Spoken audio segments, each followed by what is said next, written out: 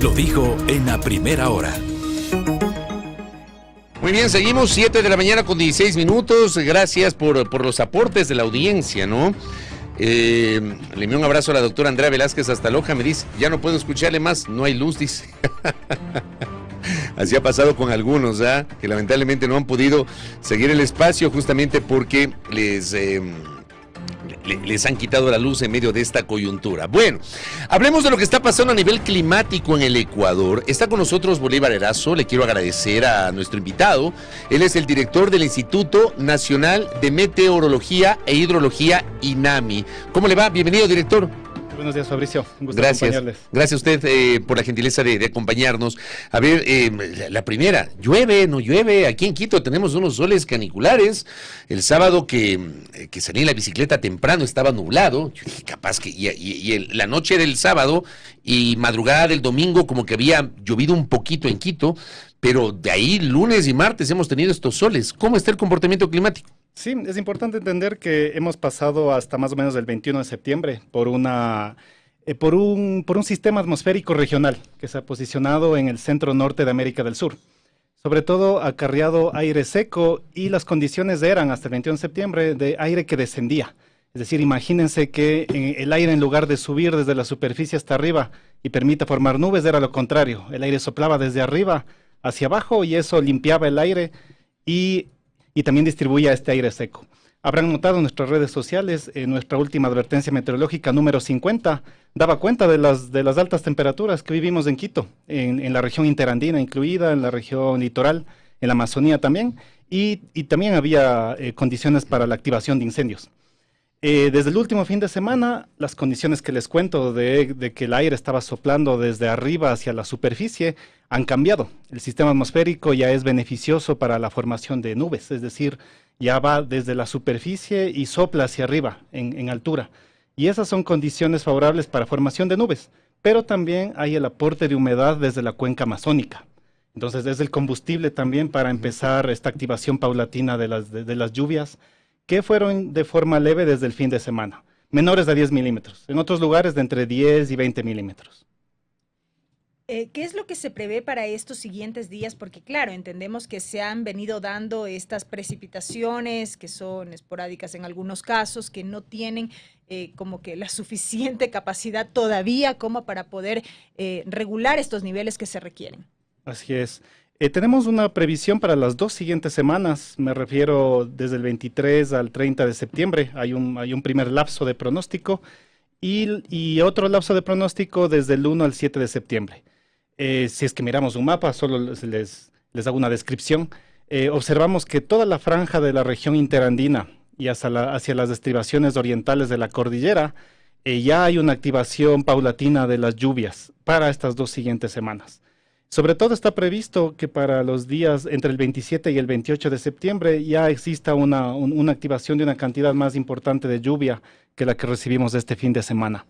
Entonces, como estamos finalizando septiembre y octubre se lo considera un mes de transición, esta activación es paulatina, no es inmediata. Las lluvias no pueden llegar inmediatamente y regar no es que llegan de una sola. No. No es que hoy tenemos este sol y mañana ya tenemos un aguacero. Así no funciona el clima. No. Es bastante dinámica. La atmósfera es un sistema bastante complejo cuyo es un montón de procesos termodinámicos que el aire se mueve, se calienta, se enfría. Hay masas de aire frío, de aire caliente, de aire húmedo que llegan de diferentes lugares desde la Amazonía, desde Colombia y demás. Es bastante dinámico. Y por supuesto es el monitoreo la clave para ir dándole seguimiento de cómo va a evolucionar las condiciones en las siguientes 24 o 48 horas o siguientes semanas. Pero en general es este el panorama que les comento. ¿Qué está pasando? ¿Qué está pasando en el Austro en este momento? ¿Cómo está el Austro? El Austro también se está reactivando. Tenemos registros igual de lluvias leves en el Austro desde el fin de semana. Y como les mencionaba, perdón que le interrumpa. Sí. Lo que pasó el fin de semana, esta lluvia leve que ayudó a que se recupere un poco el caudal, no tanto el embalse de las centrales hidroeléctricas, pero sí el caudal que se incrementó un poco, ¿estaba dentro de lo previsible? Sí, porque lo habíamos anunciado previamente. De hecho, en unas entrevistas en otro medio de comunicación anunciábamos ya que los días finales de septiembre y la transición hasta octubre habría esta reactivación de lluvias y efectivamente está ocurriendo. Es importante notar esto, que cuando ocurren estas lluvias en intensidades leves, luego de haber pasado casi 2.5 meses con casi nada de lluvia o básicamente nula presencia de lluvia. Totalmente seco. Exacto. 2 meses y medio totalmente seco. 2 meses y medio, desde la mitad de julio, agosto y septiembre. Ni una gota. No. En algunos lugares ha habido muy poca lluvia, muy poca lluvia, muy por debajo de los valores promedios. En ciertos lugares como Quito, por ejemplo, en los últimos días ha habido 0. En el último mes, pero prácticamente en septiembre, en una estación que tenemos en el sur, que se llama Isobamba, 0 lluvia durante todo septiembre. Entonces, hay ceros, pero también en otros lugares durante septiembre ha habido ciertas ocurrencias de lluvia, pero mínima. Muy por debajo de un septiembre promedio, si es que analizamos los últimos 30, 40, 50 años. Entonces, esta reactivación de lluvias es paulatina, pero es importante entender que luego de tantos meses, tantos días, con muy poca lluvia o nula cantidad de precipitación, esos suelos están bastante secos. Entonces, cuando empieza a ocurrir una cantidad leve de lluvia, esa agua apenas llega a llenar los poros del suelo. Entonces, el suelo se empieza a hidratar apenas. Y cuando existe más lluvia... Los poros del suelo. Exacto, en el suelo hay microporos. Ya. Sí. Entonces, cuando llueve, el suelo absorbe el agua. Pero las plantas poquitito. también. Sí, exacto. Y se mete por los microporos del suelo. Ya. Cuando sigue ocurriendo más agua, el suelo se empieza a saturar. Es decir, los poros ya están completamente llenos. Cuando están llenos, ya como no puede entrar agua en esos poros, el agua empieza a fluir por encima. Y eso se llama la escorrentía. Y eso es lo que puede llegar a los ríos cuando ya existe lluvia. Hay una cantidad también que el suelo desde la parte de abajo también hace fluir hacia el río. Pero me refiero a que cuando llueve no se ve esa lluvia inmediatamente en los caudales, en los cauces de los ríos.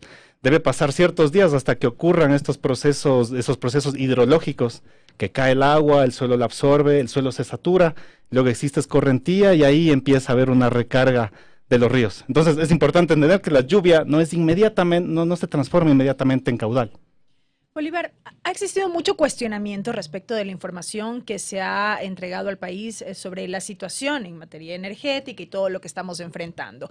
En el tema hídrico puntualmente, hay cuestionamiento también respecto de esta tesis de que nos encontramos en la peor sequía desde hace 61 años, en los últimos 61 años. Al respecto dialogábamos ayer con Verónica Íñiguez, especialista en gestión ambiental, quien también ponía un poco en tela de duda esta aseveración, decía, no podemos afirmarlo de esa manera, más todavía cuando ella decía, desde 2016 en el país se restringió el acceso a los datos meteorológicos, dijo ella, lo que ha dificultado el monitoreo de la variabilidad climática e inclusive, también decía Verónica Íñiguez, han dejado de operar varias estaciones meteorológicas en el país. ¿Qué hay de cierto en esto?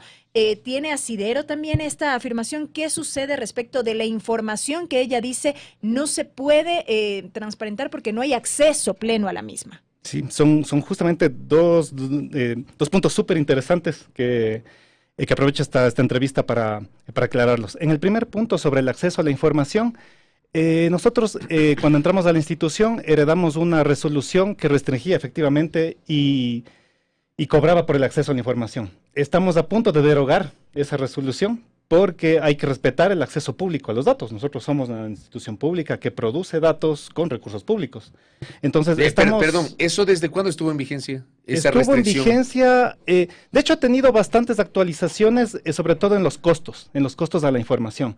La más reciente actualización fue en el 2020, en el que el precio por los datos se elevó de forma considerable y por ahí hubo bastantes quejas de las universidades. O sea, para acceder a los datos había que pagar. Había que pagar, sí. Estamos en el proceso de derogar eso porque estamos en contra de la LOTAIP, que es la Ley Orgánica de Acceso y Transparencia de la Información Pública. Sí, estamos en ese proceso porque es la responsabilidad nuestra liberar esa información para todos los ciudadanos, no solo universidades.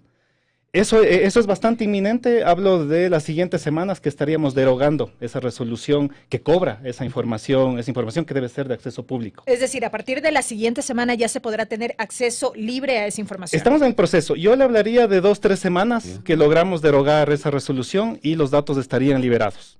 Los datos públicos, los de lluvia, temperatura y demás, y estarían totalmente accesibles. Perdón mi ignorancia, pero me parece increíble que para acceder a datos públicos, porque son estos datos públicos, había que pagar. Sí, por eso estamos solucionando este tema, por supuesto. Desde 2016. Son antiguos estos cobros. De hecho, datan desde más atrás. Si no estoy mal, hay unas resoluciones antiguas que datan desde el año 96, que cobraban valores bastante bajos, eso sí, por el acceso a la información. ¿Pero quién cobraba? ¿El INAMI? El INAMI, sí. Las direcciones anteriores se basaban en la ley. Hay una ley del INAMI que es bastante antigua, en el que le da la potestad de cobrar por información. Sin embargo, también han evolucionado las normas y reglamentos para aclarar que la información pública es de acceso público, por supuesto. Qué locura, oiga, perdóneme, pero me parece increíble. Entonces vimos todo ese historial de la información cobrada y demás, pues y nos tomamos la responsabilidad, por supuesto, como servidores públicos, de derogar eso, porque está en contra de otras leyes de acceso público a la información. Sobre la operatividad ahora de las estaciones meteorológicas. Sí, eso también es en dos partes. Sobre la operatividad, entre el año 2016 y 2020, el INAMI no contaba prácticamente con recursos de inversión y sus recursos corrientes eran muy limitados para mantener una red hidrometeorológica activa. Desde que llegamos a la administración del INAMI, inicios del 2022, logramos ingresar un proyecto de inversión que nos da recursos para reactivar una red representativa en todo el territorio. Actualmente contamos con 134 estaciones, es una red representativa a nivel nacional, es decir, si es que consideramos nuestras provincias y esta cantidad de estaciones, más o menos les hablo que tendríamos entre 5 y 6 estaciones por provincia, para que tengan una idea de la densidad. No significa que exactamente en cada provincia exista 5 o 6 estaciones, pero es para tener una idea de esa distribución. Entonces, estamos en esta reactivación, esas estaciones son activas, son visibles en un visor que está en línea, que se llama el visor hidrometeorológico del INAMI. Lo pueden poner en un buscador y acceden a esa plataforma y pueden dar clic en las estaciones que están activas. Esa plataforma también la creamos hace más o menos un año, en donde están visibles todas nuestras estaciones. Eso por la red. Y otro tema importante también es que estamos empezando a integrar redes locales. Históricamente han existido redes que han sido manejadas por empresas de agua potable, por ejemplo, empresa de agua potable de Quito, de Cuenca, de Guayaquil, GATS, provinciales, cantonales, y esas redes funcionaban de forma paralela. Lo que estamos haciendo es empezando a integrar esas redes a la base de datos nacional del INAMI. La que estamos a punto de lograrlo, y ya estamos en pruebas, es de integrar la base de datos de estaciones meteorológicas de la empresa de agua potable de Quito. Esa es una base de datos de aproximadamente 56 estaciones que se sumarían a la base de datos nacional. Y por supuesto, al acceder a esos datos también podemos co-desarrollar, en conjunto con EMAPS, por ejemplo, productos locales para Quito, porque tenemos más ojos, más información para Quito y podemos desarrollar mejores productos locales. Y la segunda parte de la pregunta es sobre los valores de lluvia de los últimos años. Nosotros en el INAMI tenemos acceso en nuestra base de datos, registramos toda la información de hace más de 50, 60 años, y es correcto este dato de que han sido las lluvias más deficitarias en un periodo de 61 años. Eso con las estaciones que tienen esa ventana tan grande de tiempo, ¿no? Si es que analizamos estaciones que tienen un periodo más corto, por ejemplo, la estación de Ambato, tiene 37 años de información. En esa ventana de tiempo también se marca un valor de lluvia para septiembre 2024 bastante bajo, incluso tocando el límite mínimo inferior histórico. Entonces, de nuestro análisis de datos, que los datos ya serán accesibles, por supuesto, para cualquier colaborador, investigador que nos aporte a los análisis también, está confirmado por nuestros análisis, y son los sustentos del COE, de hecho, que son las lluvias más deficitarias en los últimos 61 años en las estaciones que tienen esa ventana de tiempo de esa cantidad de años. Déjeme cortarle un ratito. En este momento está hablando el ministro de Energía, Antonio Goncalves. Se había convocado una conferencia de prensa para la actualización de la situación hídrica. Enlacémonos un par de minutitos y luego conversamos acá. Seguimos conversando con nuestro invitado, el director del INAMI, y ya mismo hablaremos con el ministro de Salud. Póngale, por favor. Estadística histórica de caudales en Masar, y la tenemos para mostrar a cualquier persona que tenga alguna duda al respecto. Aquí van a ver un gráfico un poco ocupado, con muchas líneas. Muchas de ellas representan años, las líneas pequeñas representan años,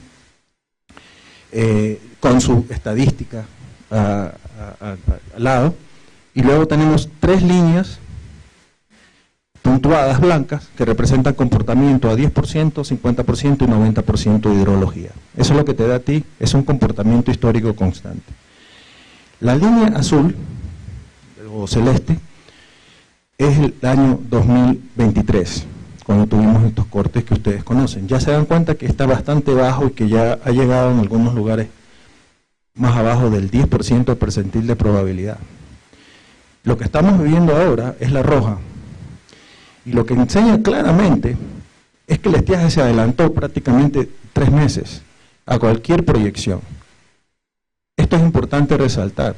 En la planificación nuestra esperábamos el estiaje algo histórico, sin embargo, definitivamente este comportamiento estadístico y con data histórica demuestra que estamos en una situación grave de sequía regional y mundial. El siguiente gráfico es un poco más la semana, porque aquí estamos viendo esto todo el tiempo. Cómo viene la situación, cómo podemos minimizar el impacto en los negocios y en la ciudadanía. Y esta es la realidad. Igual, las líneas blancas representan los comportamientos del 10, 50 y 90%. La línea celeste representa el 2023 y la línea roja representa cómo estamos ahora, comportamientos semanales históricos. Por eso mencionábamos de que estamos rompiendo récords desafortunadamente en la dirección equivocada. Bueno, vamos a seguir pendientes del anuncio, pero esa parte, por ejemplo, decía que el estiaje se adelantó 3 meses. ¿Es así? Sí, lo vimos. ¿Estaba en el pronóstico ese adelanto del estiaje 3 meses? No se puede pronosticar ese detalle. Lo que se puede saber es en líneas generales qué va a ocurrir en los siguientes 3 meses.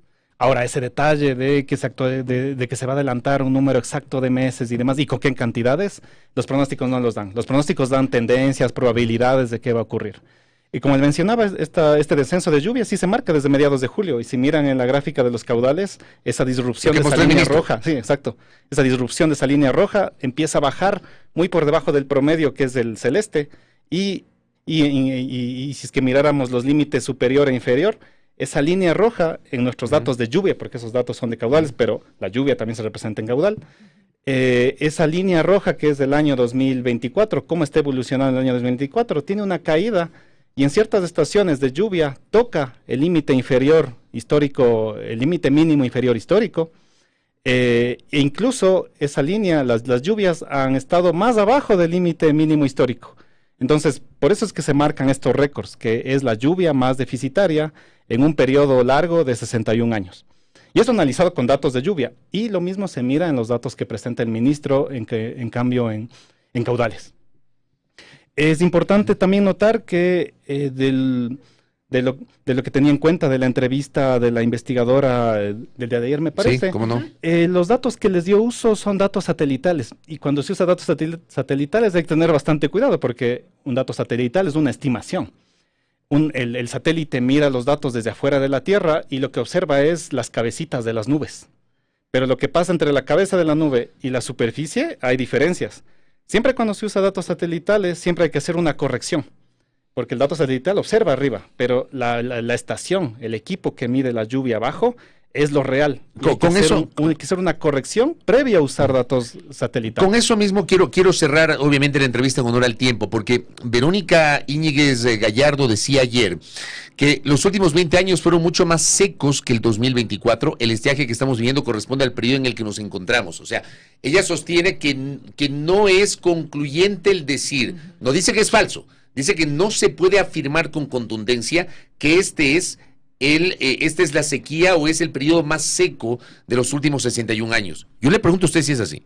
Con nuestros datos hemos ratificado que sí, en este año... Es la sequía más fuerte, el periodo más seco. En este septiembre de 2024 disrumpe esta serie histórica y marca récords de la lluvia más deficitaria en 61 años, con datos observados con pluviómetros en superficie. Como le mencioné, es importante notar la fuente o el tipo de datos que se usa. Lo más realista es usar datos de estaciones pluviométricas o meteorológicas en superficie, que son equipos que miden directamente esa información en superficie. Usar datos satelitales hay que usarlo con pinzas porque requiere una corrección previa antes de usar esos datos y sacar conclusiones a partir de datos satelitales. Es importante notar también que les contaba de esta resolución de acceso a la información.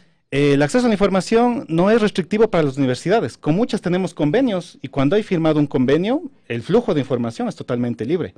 Con la UTPL, por ejemplo, tenemos un convenio que está vigente y si recibimos un correo, un oficio con el pedido de la información, con todo gusto podemos dar esa información y pueden corroborar la información que hemos calculado de estos récords mínimos de lluvias en el país con diferentes estaciones meteorológicas. Claro, porque un poco lo que decía la invitada es muy complicado poder hacer estos análisis si no tenemos este acceso pleno a la información y nos queda utilizar estos recursos de esta información a través de satélite. Sí, más bien no hay que hacerlo, porque como les menciono, hay convenios y con la UTPL es el caso, un convenio activo y perfectamente podemos transferir esa información para los análisis de la academia. Le quiero comprometer para que en el futuro lo podamos volver a invitar y seguir actualizando la información, porque está claro que estamos mirando con mucha atención lo que está pasando con el clima. Realmente está claro que está seco, pero sobre todo queríamos saber y queríamos contrastar esta postura que ayer una investigadora lo había comentado en este espacio, sobre si efectivamente este es el periodo seco más fuerte de los últimos tiempos.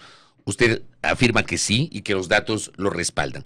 Vamos a ver qué anuncia más adelante el ministro de Energía, que está ahora mismo hablando desde el Ministerio de Energía. Vamos a estar pendientes y lo estamos monitoreando. Bolívar, gracias por el tiempo, muy gentil. Muchísimas gracias.